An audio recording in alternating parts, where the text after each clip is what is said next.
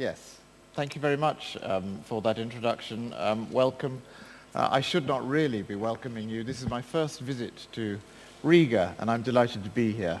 My name is John Peet. I'm the Europe editor of The Economist, which is a London-based magazine, and I'm very much looking forward to this conference. My impression of Riga so far is that it rains all the time.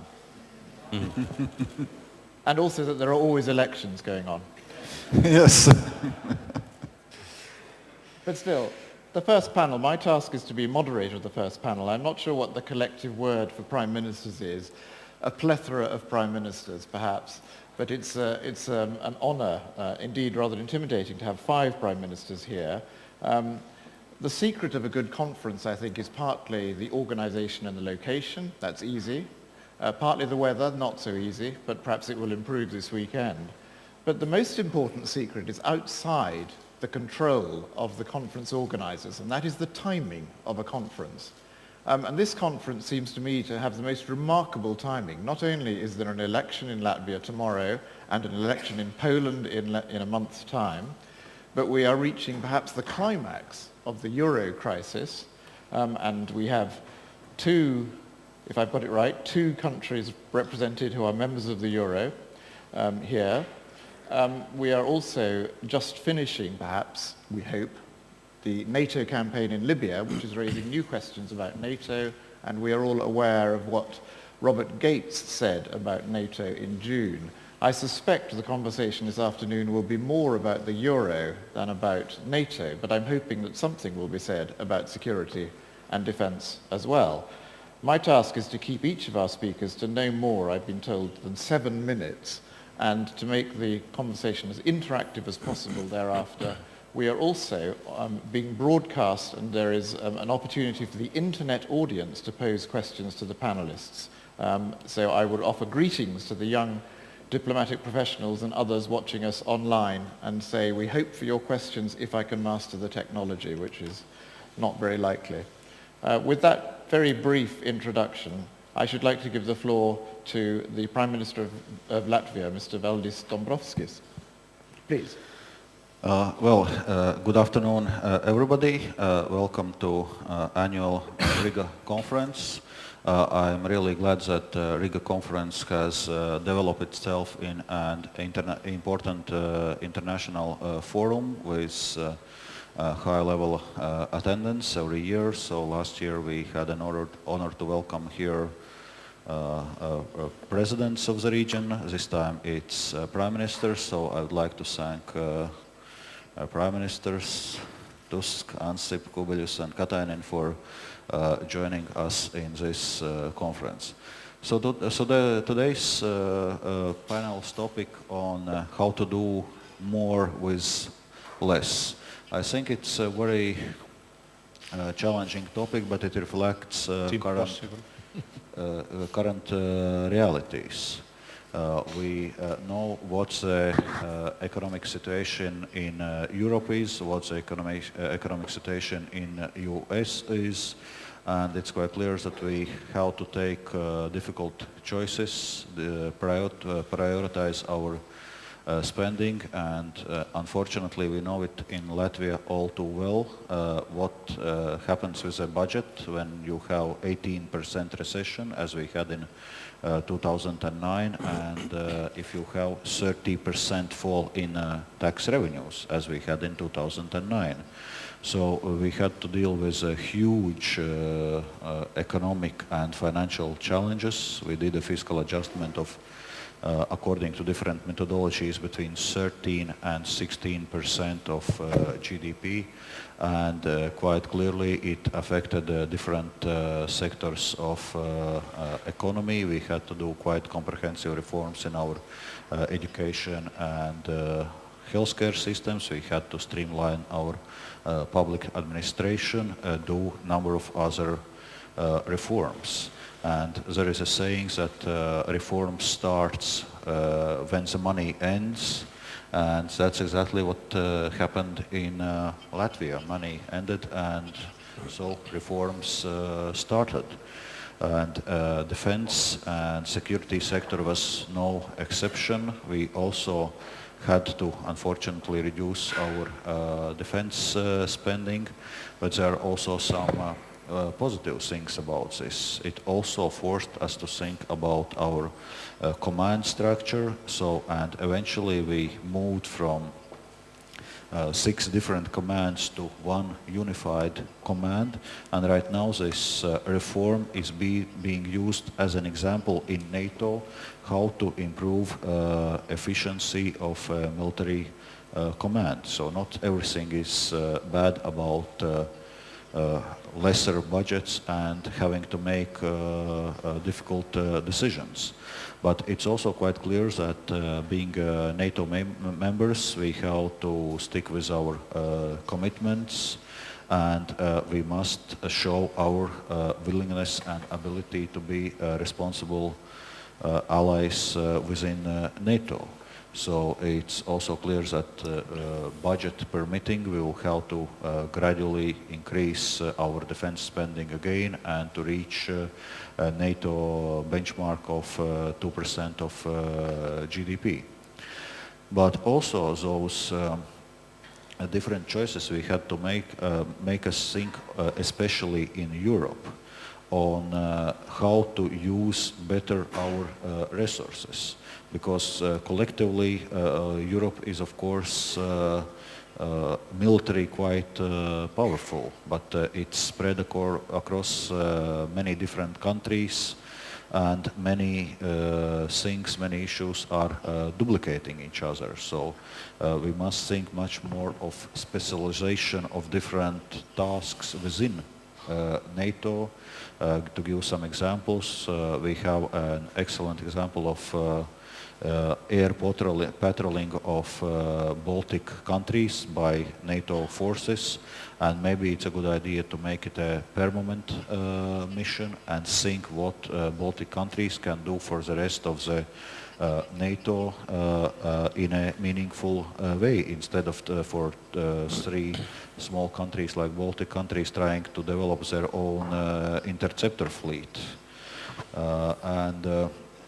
There are many examples like this where countries within NATO can cooperate, can specialize, and can make our current systems, current structures much more efficient. And I do hope that this crisis will also make us to go into this direction.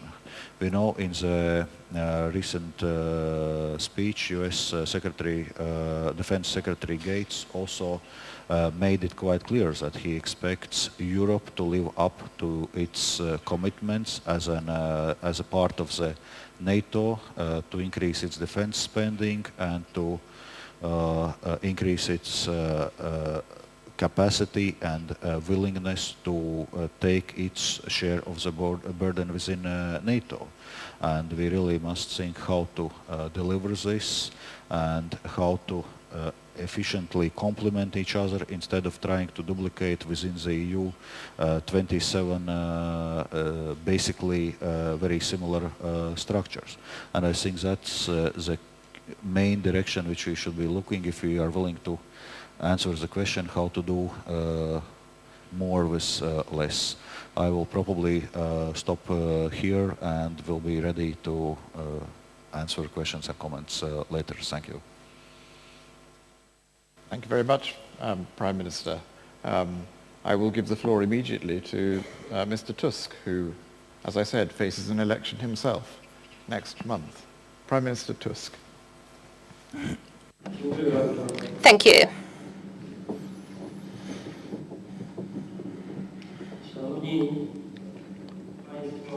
Well, ladies and gentlemen,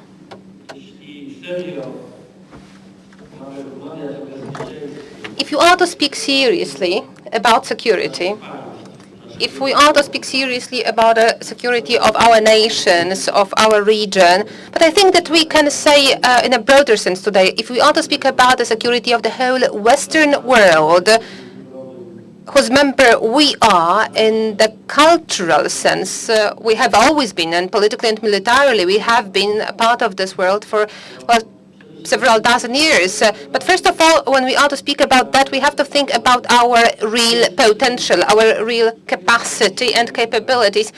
And first of all, it is not about the military potential. It is about the real financial and economic capacity, political capacity that will allow us to build security without using weapon systems. Where the war starts, security finishes. The war starts when the situation, when the status quo can't be stand anymore.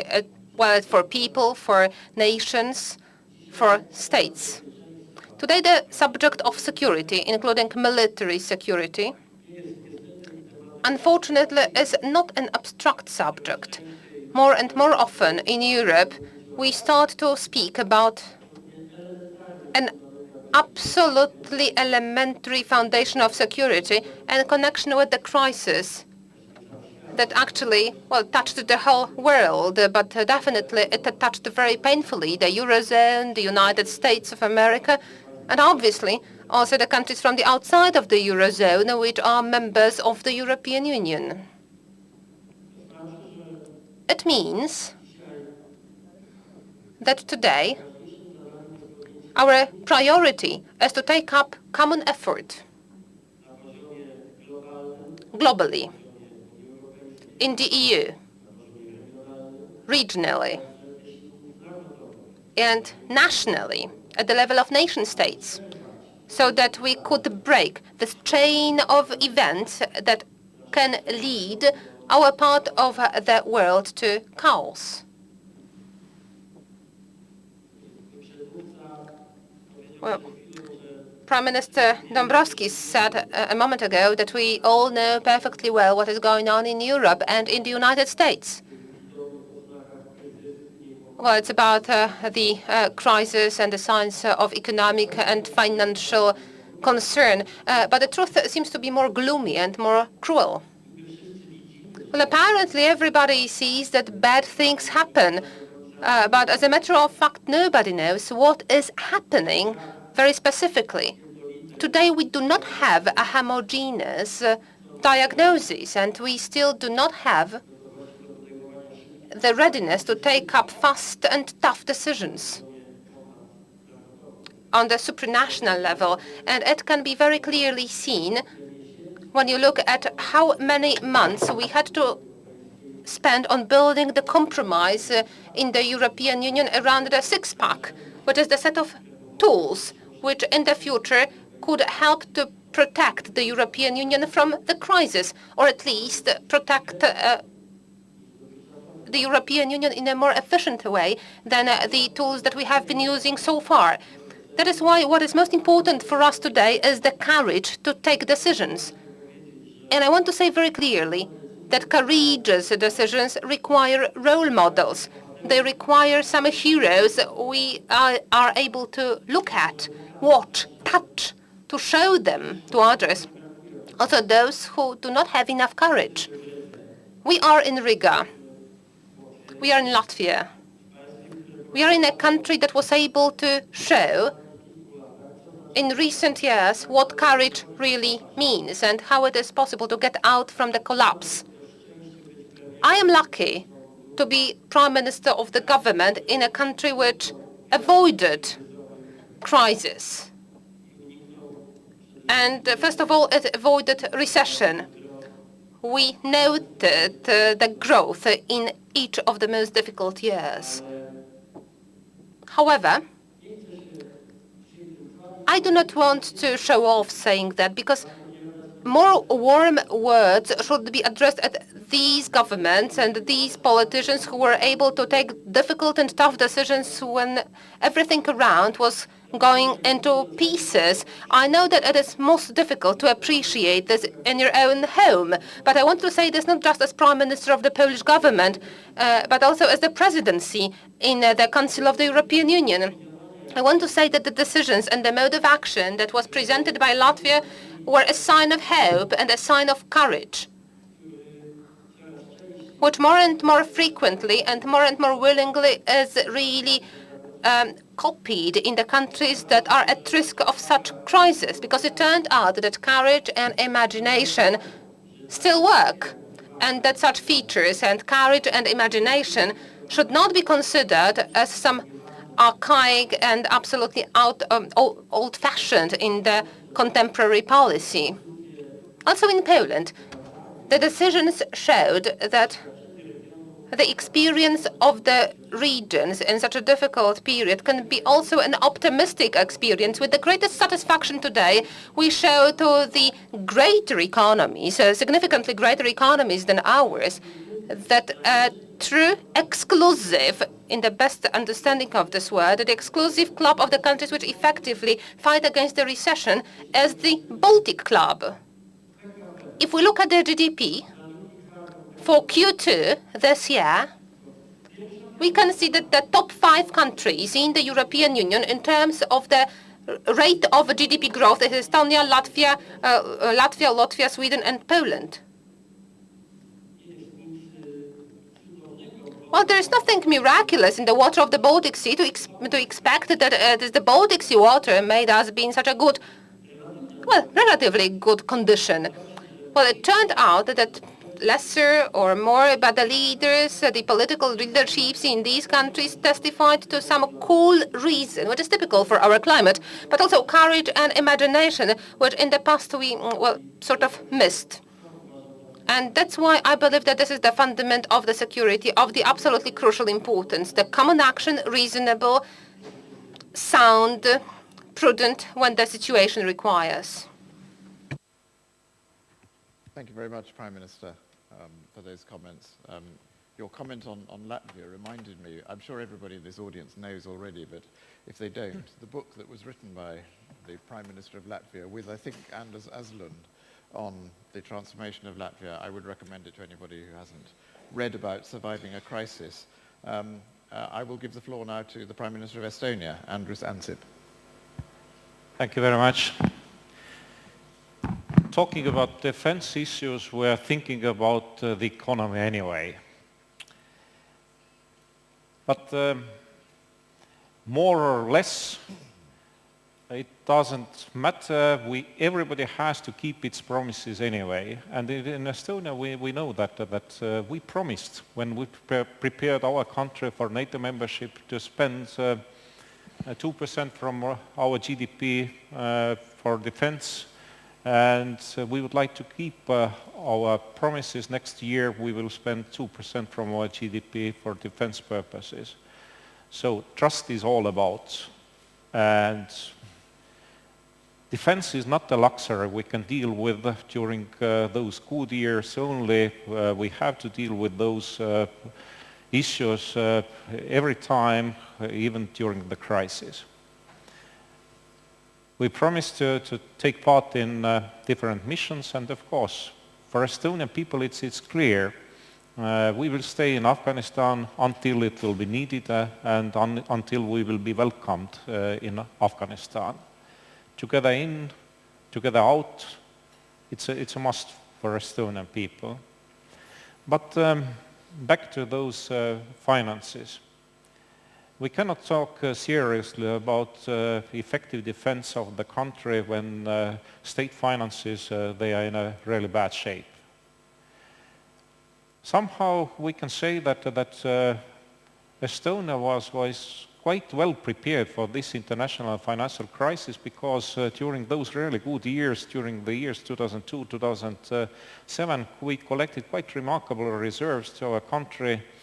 And we still have in our governmental sector reserves approximately 12% from our GDP, and level of governmental sector debts in Estonia is the lowest one in the European Union, 6.6% from our GDP only. But nevertheless, when it happened, I mean Lehman Brothers, we had to react immediately, because according to our understanding, postponed or delayed reactions, they are more painful than quick reactions. And we had to cut public expenditures in Estonia. We made some structural reforms. We changed Labor Act in Estonia, and now our Labor Act is the most liberal Labor Act in the European Union, and we can see that decrease of unemployment is much quicker in those countries where labor market is quite flexible. During the crisis, we increased retirement age, and it will be 65 years in our country. And of course, as in other Baltic states, we had to increase excises on tobacco, alcoholic drinks, and fuels in our country. And as a result, we had a really small surplus last year, 0.1%. It just happened so. We will have surplus also in this year. Once again, things they are like just happening in Estonia, but we can see that recovery was much quicker in those countries where the deficit was relatively small and the level of governmental sector debts is not so high. In Estonia, growth rate in the first quarter was 9.5%, on the second quarter 8.4%. Sometimes it's just common to think that politicians they are making suicide, cutting public expenditures just before the elections. But we have some kind of experiences from Latvia. Government which cut quite dramatically public sector expenditures was re-elected, and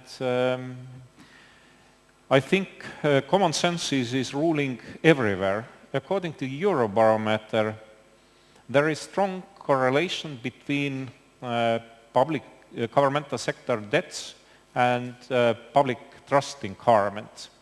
In those countries where deficit is huge, people, they cannot trust their governments. And in those countries where deficit is relatively small, people, they can trust their government.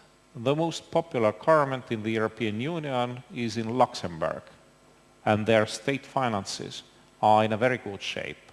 On the second place, there is Sweden, and once again, their state finances are in a very good shape. So I don't believe so much on those Eurobonds, etc. I rarely believe in budgetary cuts, structural reforms, efficient tax collection, and I really hope then that in all the EU member states, all the Eurozone member states, governments, they will be able to deal with those, all those challenges they are facing with. Thank you. Thank you very much. Your comments bring to my mind one of your predecessors, Mart Laar, once said at a conference I was at that actually he disagreed with what you have just said. He said if you make cuts and structural reforms, you will be thrown out by the voters. But he went on to say, but in Estonia, you will be thrown out by the voters whatever you do. So you might as well make the structural reforms and cuts, which are the right thing to do, because since you are going to be thrown out anyway. But perhaps things have changed since he was Prime Minister. I give the floor now to Andris Kubilius, the Prime Minister of Lithuania. Well, thanks a lot. Good afternoon, ladies and gentlemen. Good afternoon, Prime Ministers, dear colleagues, dear Valdis.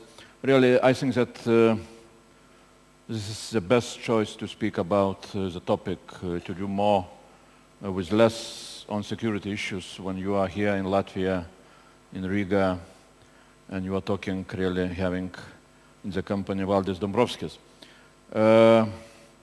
Of course, I don't want to repeat what we needed to achieve during those few years of the crisis.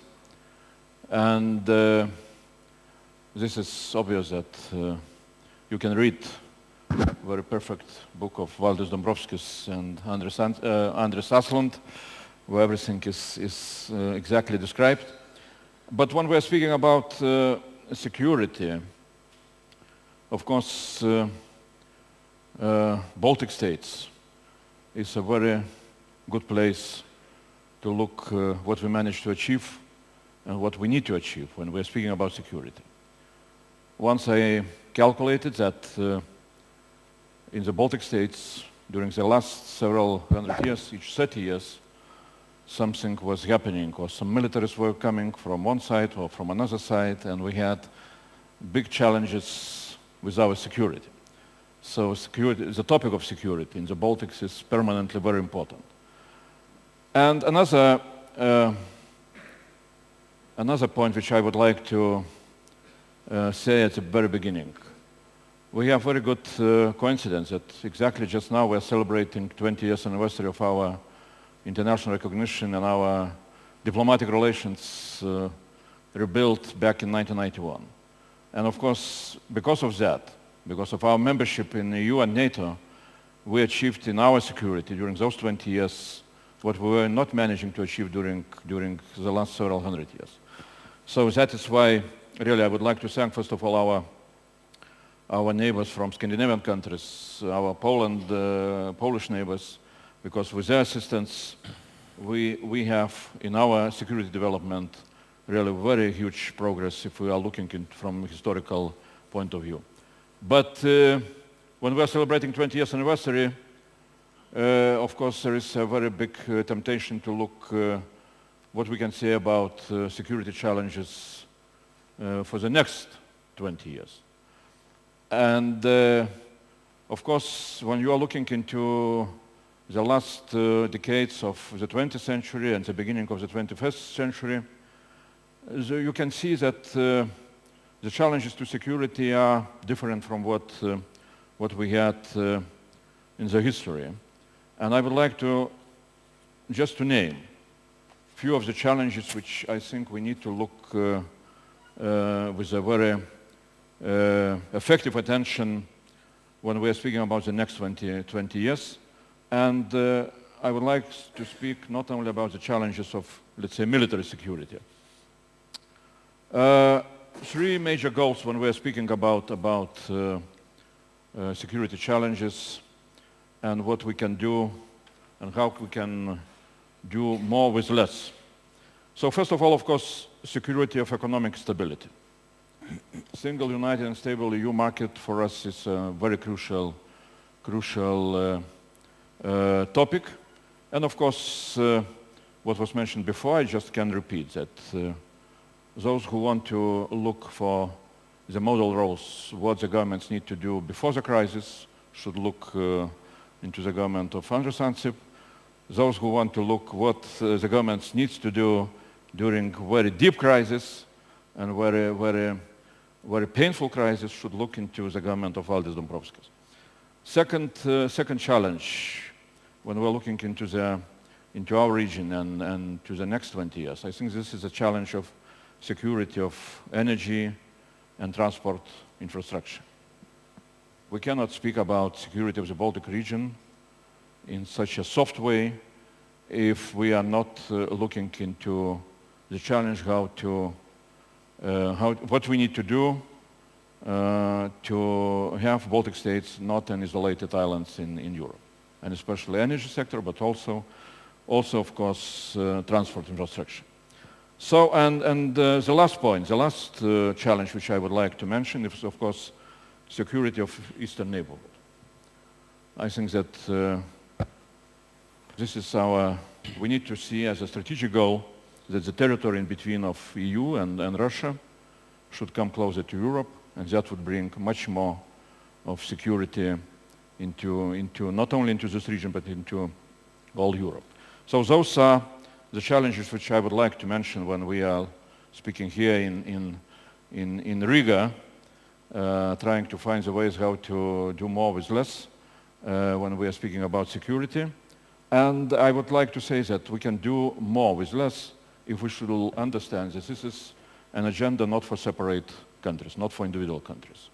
integration of Baltic states, integration of Nordic Baltic region. This is the way how we can achieve really very, very good progress in the cheapest way, trying to meet those challenges. And of course, such an agenda needs also a strong leadership and possibility to continue what was done before and what we need to do just now. So I'm glad that we have such a company of prime ministers, and I hope that continuation will be the main result of our discussions today. Thank you very much, Mr. Kubilius. And lastly, the newest prime minister, I guess, of the five, Mr. Katainen, the Prime Minister of Finland, who in his first few months has, of course, been at the heart of the euro crisis, not always, in some countries' eyes, very helpfully. Mr. Katainen. Yeah, thank you very much. Good afternoon, ladies and gentlemen. Dear colleagues, very nice to be here today.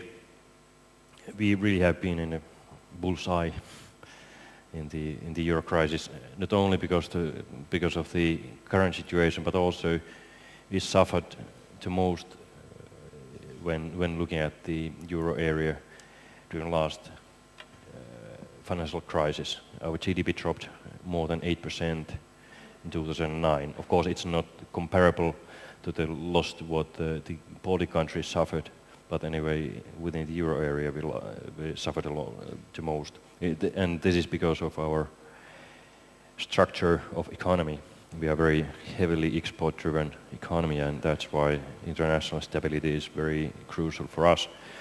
I couldn't agree more what Prime Minister Tusk said about the courageous example of the leadership and decisiveness what we have seen in the Baltic countries during the crisis.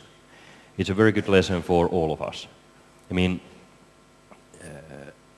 when knowing that GDP dropped, varying from country to country, from 14% to 25%, the figures are bigger than we have ever seen in any part of the country, any part of the world. And now we can witness economic growth in each of the three countries. So this brings me to the idea that it's not that impossible that within, if not already now, but within next few years, the Baltic Sea region will be the most dynamic, the best growing, the best organized, strongest knowledge-based integrated economy in Europe, at least in Europe. And this is a very good starting point. Actually, we could do more together in order to achieve this goal. It's possible that we already are in this pot, but we can do more, and we can achieve even more when putting our brains together and trying to find the ways how to integrate our economies even more than today. So we need more cooperation in order to get better growth. We also need more cooperation in security issues and defense policy. When looking at the nature of threats like failing states, terrorism, cyber threats, climate change, they all are international in nature. The second thing why we need more cooperation is the current financial situation. We cannot afford to make too many doubling investments. We need more cooperation because of the money. And third, it's clear that the United States would like to see Europeans taking more responsibility of our own security, and especially of crisis management close by our own territory. Ongoing work within the EU on pooling and sharing of the EU countries' military capabilities and crisis management resources provides a good example of identifying areas where assets can be shared with others. And on the other hand, where there is a need to cooperate among several member states. This as well as the Weimar Triangle initiative should also contribute to boosting further cooperation in common security and defense policy and EU-NATO cooperation. My country, Finland, is willing to go further in the CSDP development on the planning and command structures and in aiming for permanent operational headquarters for the EU. These are important themes for contribution, and we look forward to discuss them during Polish EU presidency and beyond. At the same time, developing EU-NATO cooperation is of course essential. Finland supports efforts in this direction. As EU and NATO share the same security objectives and often operate in the same areas, their cooperation needs to be wide-ranging and effective. In addition, the functioning cooperation on the field, EU and NATO need to work together to improve capabilities needed in crisis management, such as strategic airlift or availability of helicopters for operations. Nordic countries are already cooperating very closely in the field of defense. The Nordic defense cooperation provides us with a natural framework in which to develop new capabilities through pooling and sharing. This work to enhance our military capabilities is being taken forward with a view to use resources more efficient way. The Nordic defense cooperation complements but in no way replaces our activities in other international fora. For the end, I would like to raise just one little, or not necessarily a little thing, but a detail in which we could and should cooperate more closely. For instance, with the governments represented here is cyber security. There are natural reasons for this. Of course, cyber security is a big unknown issue, but at the same time in this surrounding we have lots of competence and knowledge, both in private sector but also in public sector, of cyber threats and securities, and this could be quite natural area of further cooperation for all of us. Thank you. Thank you very much, Prime Minister, and thank you to all our Prime Ministers for keeping more or less to time, which gives us something like 45 minutes for discussion. I should say that the Prime Minister of Poland has to leave slightly earlier than his colleagues, so if anybody wants to put a question, particularly to him, they should try and get in reasonably early. I'm throwing the floor open. I would like myself, I will come first to you, but I can't resist kicking off right at the end with that last comment about more cooperation from Mr. Katainen. I would like to know if you think it would be easier to have more defence cooperation in the Nordic area and indeed in the wider European Union if countries that were not in NATO were to join NATO, particularly the two Nordic countries that are not in NATO. Would you care to comment? Well, we have got used to be quite pragmatic on these issues. Even though we are not a NATO member, we have found our ways to cooperate closely together with NATO. We have been the most active partnership for NATO, and when looking at the crisis management resources which we have used during the last few years, they are majorly gone to the NATO operations. Now the situation has a little bit changed, but there are natural reasons for this. But I'm sure that we can do more in the future. We can do within the EU more than today. And as I mentioned, the cyber cooperation, NATO has a center for cyber security in Estonia, and we participate in this work already now, so I'm sure that we can find areas in which to cooperate.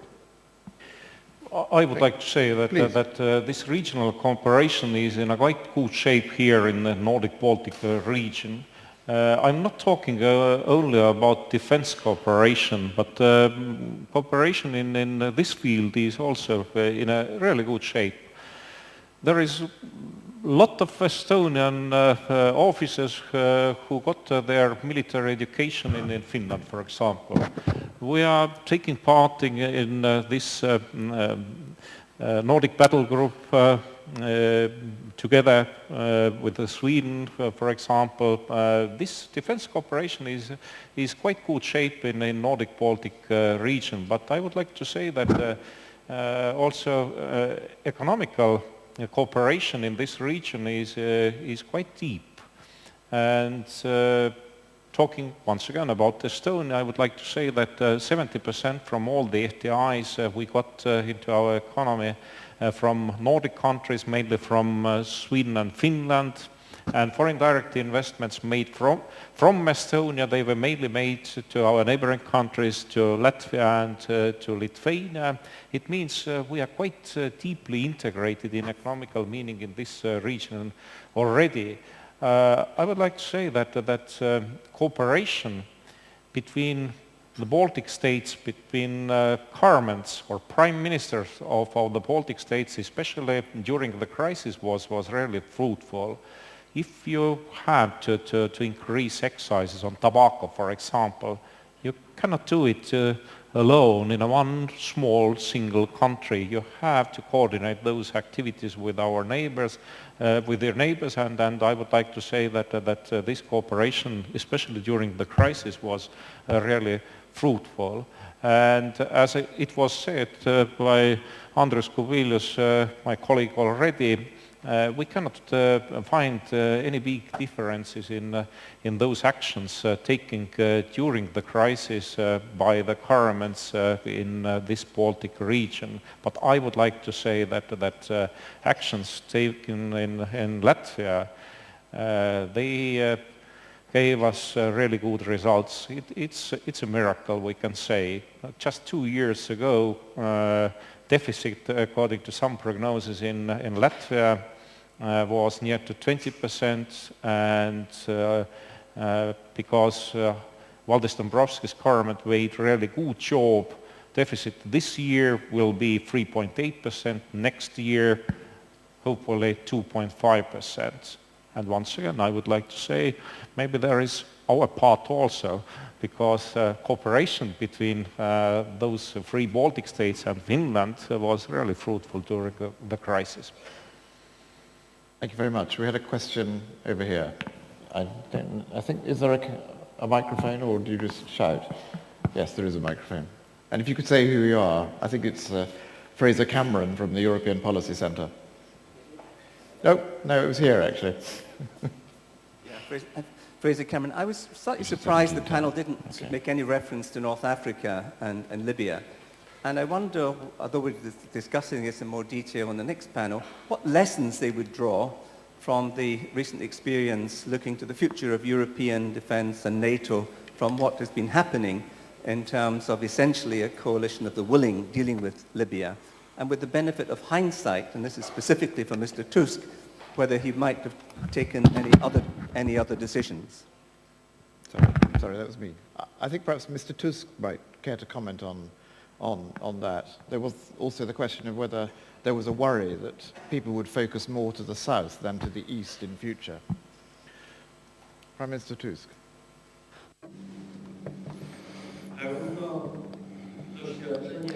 Well, both the experience with North Africa and the experience specifically with the intervention in Libya, as well as our experiences with the Eastern Partnership and our Eastern neighbors, testified to the fact that more and more European nations understand that you can't build an opposition. We will either focus on the West or we'll either focus on the South or East. Both neighborhoods have the direct influence on the security of Europe. That is why it is the crucial thing to make sure that the European Union as a whole, both politically and militarily, as the last resort, could treat all its borders and all its neighborhoods with similar seriousness. What our experience with North Africa shows, in particular our experience with Libya, is it's a very tough lesson. And it tells us, for example, in relation with our eastern neighbors, that we have to be determined and we have to have imagination when we use all the political means so that the states in our neighborhood were not transformed in permanent dictatorships or aggressive regimes.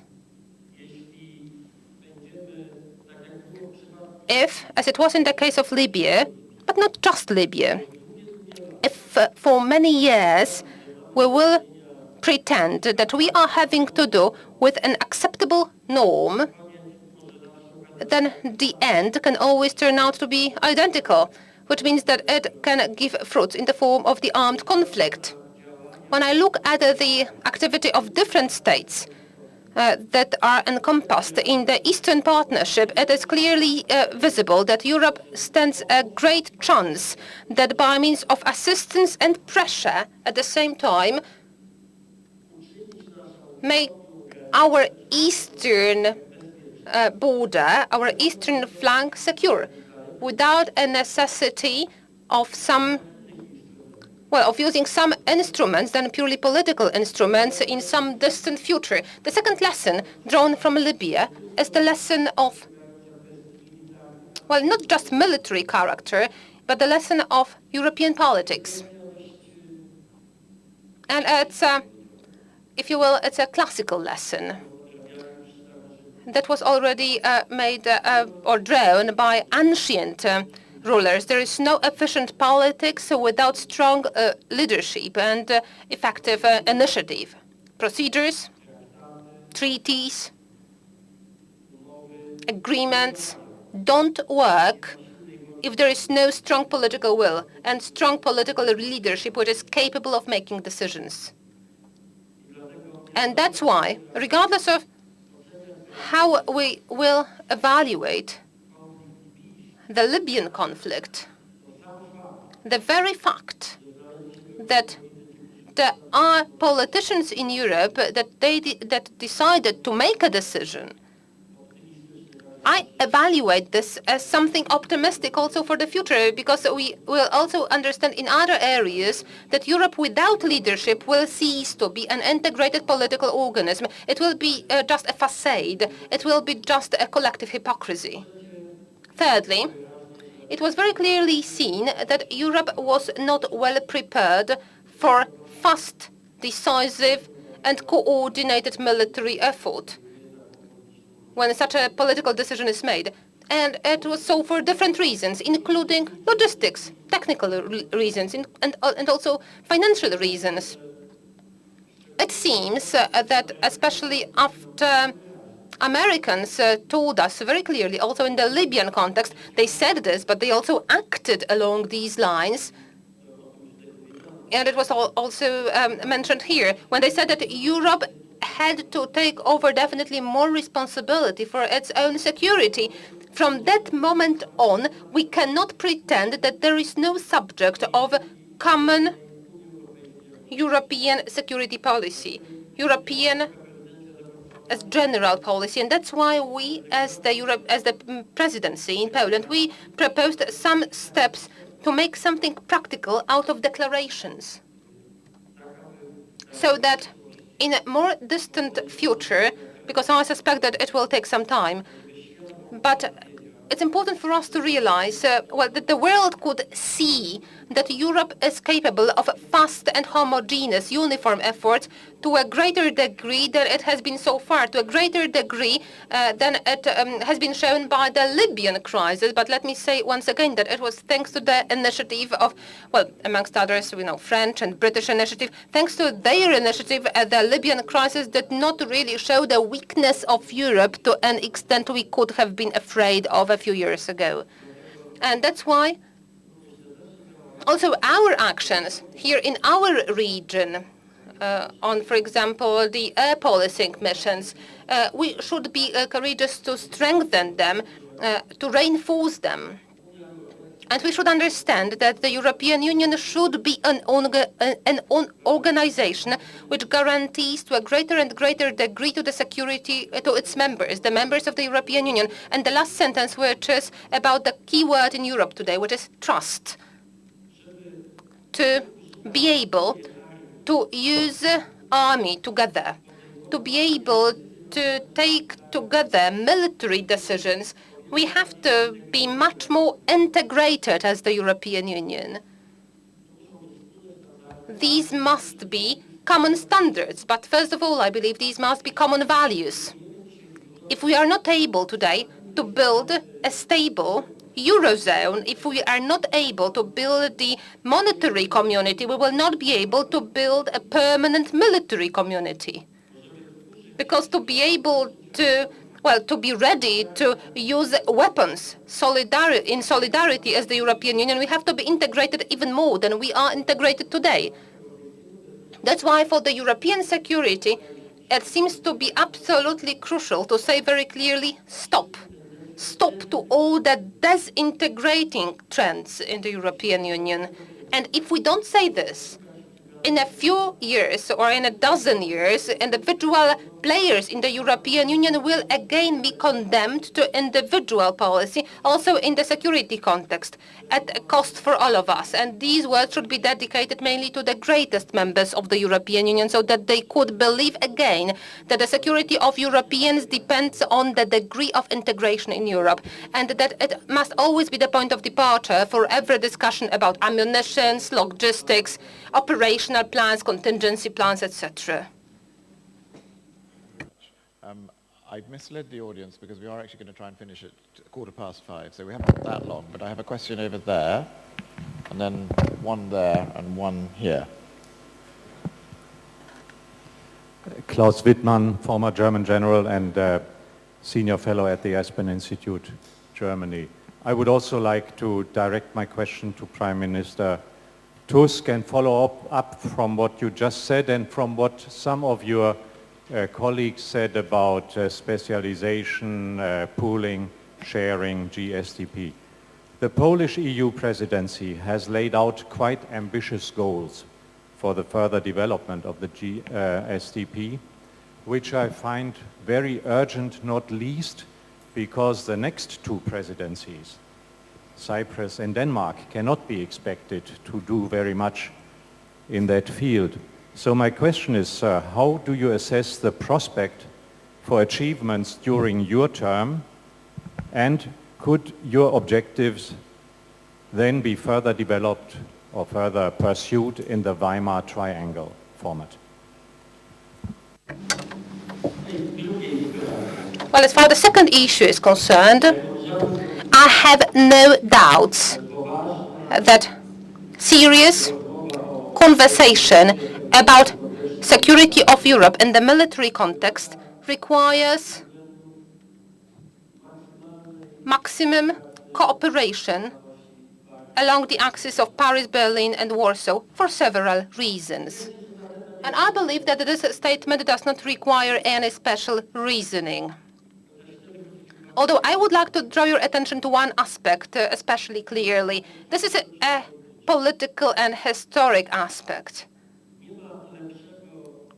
There is no better example for the whole European Union, example which should really lead us to the integrated military cooperation also at an operational level, also at the level of people, assets and capabilities, and not just plans and ideas. There is no better example than military cooperation between Poland and Germany, and I also do not have to give any reasoning for that. We all understand perfectly well how great breakthrough was the creation of the first joint units, Polish-German units. If this is possible, all other things are possible too. If it is necessary, then all other things are necessary too, because all other things is just widespreading this model of cooperation, and the first step of that was to break through the historical fatum.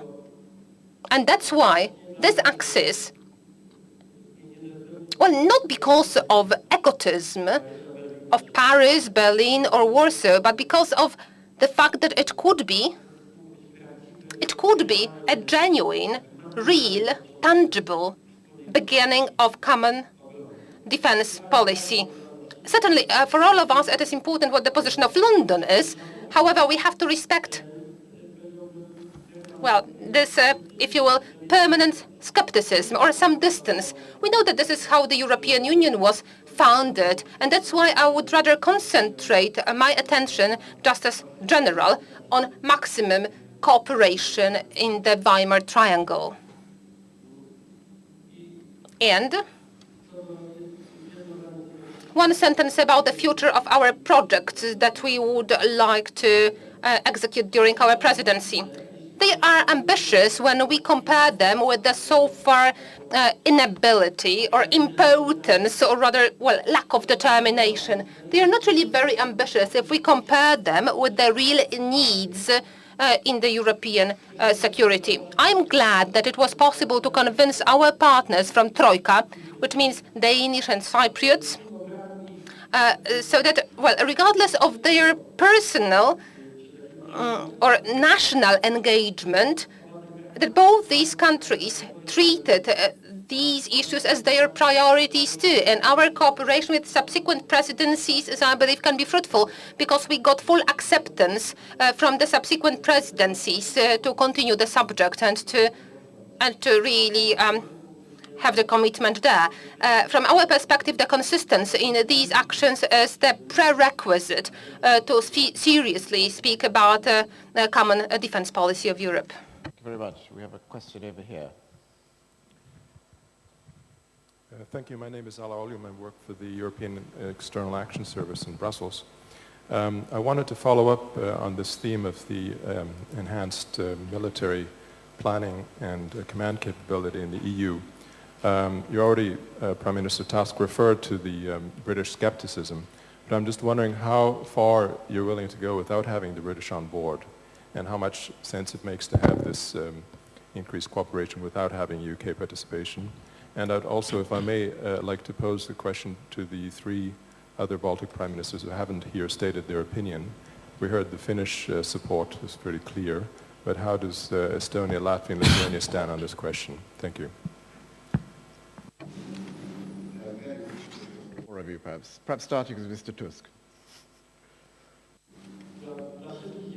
It is clear for everybody that the British potential would be priceless.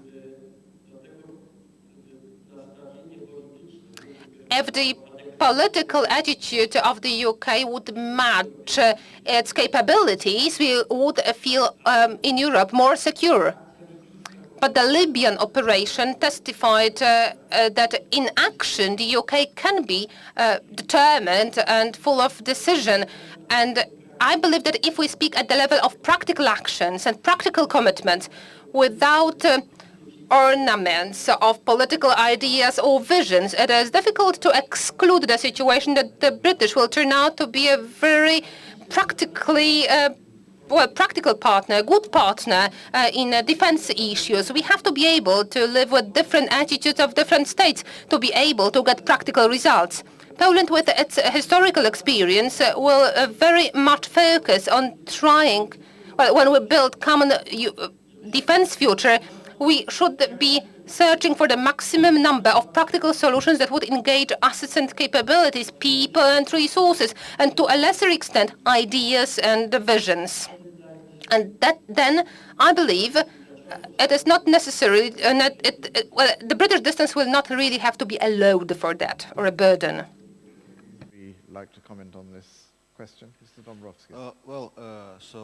Latvia's position in general has been that we do favor stronger EU military and security cooperation, but we also must see that this should be as complementary or as supporting also NATO cooperation, and not as it sometimes may appear to be as kind of a competitive to the NATO cooperation. And I think that should also help to address some member states' concerns. So I think while dealing with stronger EU defense and security cooperation, we also must ensure that it fits together with NATO quite well, and it's not becomes and there's no source of tension with NATO cooperation from this enhanced EU cooperation. If I may make a comment from London, I detect strong enthusiasm for Anglo-French defence cooperation and strong enthusiasm for NATO and very limited enthusiasm for European defence cooperation in London. My last question, because I'm told we have to finish in 5 minutes. Briefly. My name is Dr. Sadeh. I'm from Cairo, Egypt.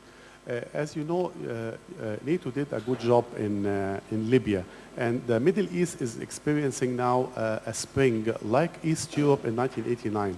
But in 1989, Europe supported the transformation to democracy. What are you going to do if the Mediterranean turns into an Islamic fundamentalist state?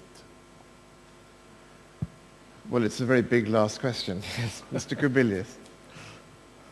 Well, you know, our experience, I think you can take in a more broad time scale.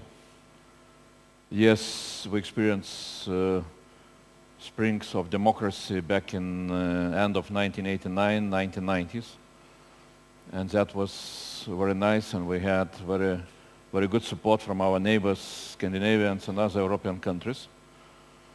But there are now experiences, especially Lithuania and Poland was facing the same experience, that in 1992, we, the Popular Front, or Solidarność in Poland, we lost elections to former Communist Party. Luckily, the former Communist parties at that time, they also managed to change themselves. And they were able to stay with the same strategy for our countries to become really full members of EU and NATO. So this is what our experience brings us when we're speaking or we are talking about North Africa. So democracy at the beginning sometimes brings very painful results.